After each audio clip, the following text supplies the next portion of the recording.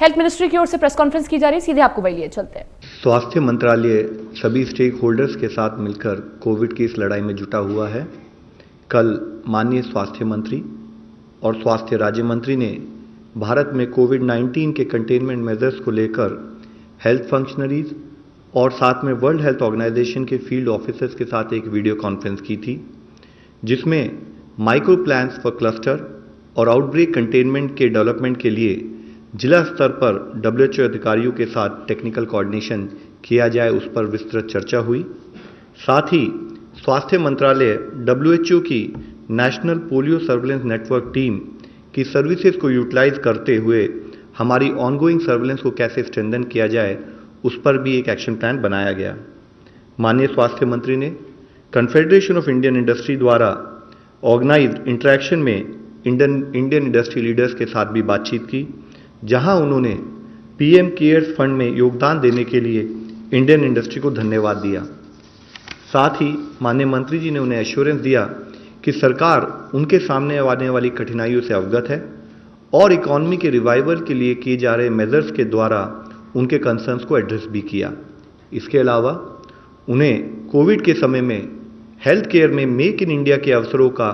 Best use करने के लिए एनकरेज किया, ताकि देश critical health care equipment provision में ज़्यादा रेजिलिएंट और आत्मनिर्भर हो सके। स्वास्थ्य मंत्रालय ने लॉकडाउन के दौरान सेफ ड्रिंकिंग वाटर प्रैक्टिसेस के लिए एक एडवाइजरी कल जारी की है, जिसके तहत पब्लिक हेल्थ डिपार्टमेंट को रिलीफ कैंप्स पर विशेष ध्यान देने और समाज के वल्नरेबल सेक्शंस के लिए पानी की सप्लाई बढ़ाने की सलाह दी गई है। क्लोरीन टैबलेट्स, ब्लीचिंग पाउडर और हाइपोक्लोराइड सॉल्यूशन के एप्रोप्रिएट यूज की एडवाइस भी दी गई है। स्वास्थ्य मंत्रालय ने सभी स्टेट्स और यूनियन टेरिटरीज को कोविड-19 के आउटब्रेक के दौरान इसेंशियल सर्विसेज हेल्थ सर्विसेज की डिलीवरी पर एक डिटेल्ड गाइडलाइंस को भी इशू किया है, जिसके तहत इन सेवाओं में जैसे कि मैटरनल और child health services, prevention and management of communicable health diseases, treatment of chronic illnesses शामिल हैं, ताकि उनके कॉम्प्लिकेशंस को अवॉइड किया जा सके और इमरजेंसीज को एड्रेस किया जा सके। हेल्थ केयर वर्कर्स को इन सब बीमारियों के बारे में कार्य करते हुए सेफ्टी इंश्योर करा जाए, उसके बारे में रिक्वेस्ट की गई है। कोविड डेडिकेटेड फैसिलिटीज़ के अलावा रिमेनिंग फैसिलिटीज़ ऐसी सेवाएं प्रदान करती रहेंगी। नॉट फॉर प्रॉफिट और प्राइवेट सेक्टर को भी ऐसे कार्य में इन्वॉल्व किया जाए, उसके लिए स्टेट गवर्नमेंट से कहा गया है। ओवर क्राउडिंग को रोकने के लिए टेली हेल्थ सर्विसेज को प्रमोट करना चाहिए। साथ ही लॉकडाउन या रेस्ट्रिक्शंस के पीरियड के दौरान इम्यूनाइजेशन और एंटीनेटल केयर जैसी सेवाओं को रीऑर्गेनाइज किया जाना चाहिए और इस तरह की सेवाओं को कोई एक दिन फिक्स करके प्रोवाइड किया जाए। ये सर्विसेज देते समय भी फिजिकल डिस्टेंसिंग और रिक्वायर्ड इन्फेक्शन प्रिवेंशन प्रोटोकॉल को फॉलो करना चाहिए। प्रेग्नेंट विमेन,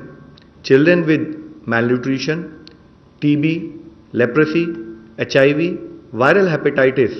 पल्मोनरी डिजीजेज या डायलिसिस जैसी जितनी भी सेवाएं हैं, उनको हमारे सब हेल्थ सेंटर और हेल्थ एंड वेलनेस सेंटर के प्राइमरी हेल्थ केयर टीम उनको मॉनिटर करें और उनके द्वारा हम ये सर्विसेज प्रोवाइड करें, उसके लिए आदेश जारी किए गए हैं। साथ ही बल्क ड्रग्स की अवेलेबिलिटी और प्रोडक्शन को बढ़ाने के लिए मिनिस्ट्री ऑफ एनवायरनमेंट ने एक एनवायरनमेंट इम्पैक्ट असेसमेंट नोटिफिकेशन में अमेंडमेंट किया है, जिसके तहत जो भी प्रोजेक्ट या एक्टिविटीज बल्क ड्रग और इंटरमीडिएट से रिलेटेड हैं, उनका रिकैटेगराइजेशन करते हुए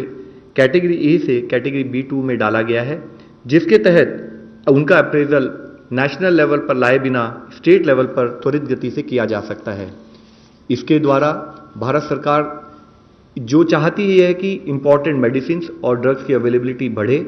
और यह अमेंडमेंट 30 सितंबर से जिन्होंने भी कोई भी प्रपोजल दिया है उस पर लागू होगा।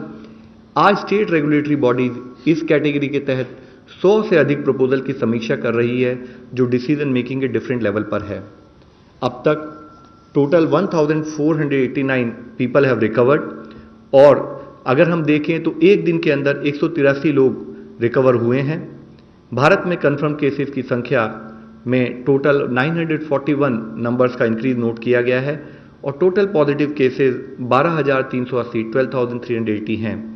अब तक टोटल रिपोर्टेड डेथ 414 है, जिसमें से 37 deaths have been reported in last 1 day. मैं आप लोगों की दृष्टि में लाना चाहूँगा, हमारी इस लड़ाई में, हमारे इस एफर्ट्स में अभी तक भी फील्ड लेवल पर किए हुए एक्शन के तहत 325 ऐसे जिले हैं जहां पर कोई भी केस नहीं आया है। हमारी केस फैटेलिटी रेट अगर 3.3% है तो हमारी percentage of people who have recovered so far is around 12.02%। साथ ही फील्ड लेवल पर जो कुछ ऐसे जिले जहां पर इससे पहले केसेस आए थे लेकिन फील्ड एक्शन के द्वारा उनको कंट्रोल और उनके कंटेनमेंट से संबंधित जो काम हुआ है, उसके तहत माहे इन पुडुचेरी एक वह जिला है जहां पर पिछले 28 दिनों से कोई फर्दर पॉजिटिव केस नहीं आया है। इसके साथ ही 27 ऐसे जिले हैं उन